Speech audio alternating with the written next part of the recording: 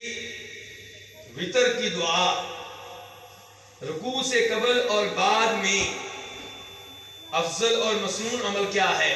ہاں جی، وہ دعائے قنوت آپ کرتے ہیں نا وتر میں، اس کے بارے میں بھائی پوچھ رہے ہیں کہ وہ رکوع سے پہلے کریں گے یا رکوع کے بعد؟ رکوع سے پہلے کر لیں، رکوع کے بعد کر لیں، دونوں طرح گنجائش موجود ہے، لیکن زیادہ صراحت کے ساتھ وہ حدیث آئی ہیں ان میں آتا ہے کہ رکوع سے پہلے۔ لیکن رکوع سے پہلے کیسے؟ یہ دیکھیں، وَلَمْ يَكُنْ لَهُ كُفُوًا أَحَدٌ، اس کے بعد دعا شروع کر دیں، اللہم اہدنی فی من ہدیت وعافنی فی من عافیت۔ درمیان میں اللہ اکبر کہنا یہ نبی علیہ السلام سے ثابت نہیں ہے۔ اس دعا سے پہلے یوں رفع الیدین کرنا یہ ثابت نہیں ہے۔ اس موقع پہ اگر ہاتھ اٹھانے ہیں تو وہ دعا کے لیے اٹھانے ہیں، ایسا کرنے کے لیے نہیں اٹھانے۔ اچھا، 5 وقت کی نمازوں میں رکوع میں جاتے ہوئے اٹھتے ہوئے رفع الیدین نہیں کریں گے، ہاتھ نہیں اٹھائیں گے، دعا کی باری آتی ہے تو ایسے شروع کر دیتے ہیں۔ نہیں میرے بھائی، دعا کی باری آئے تو دعا کے لیے ہاتھ اٹھانا ایسے ہوگا، ایسے نہیں ہوگا۔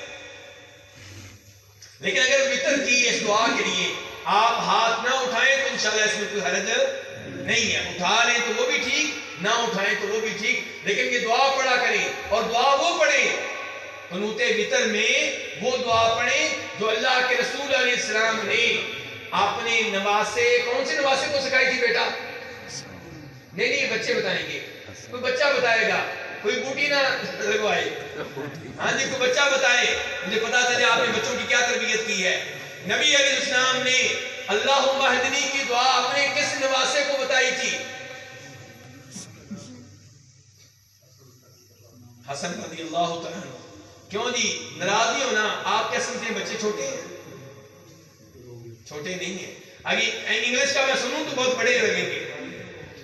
اور کیوں جی ہمارا بچہ 3 سال کا ہوتا ہے، اسکول میں لے کر جاتے ہیں، پرنسپل صاحب کہتے ہیں ابھی چھوٹا ہے، ہم کہتے ہیں نہیں بڑا ہے۔ سنیں آپ اس سے ABC سنیں 1 2 3 انگلش میں پوچھیں کیا نام ہے اس کا۔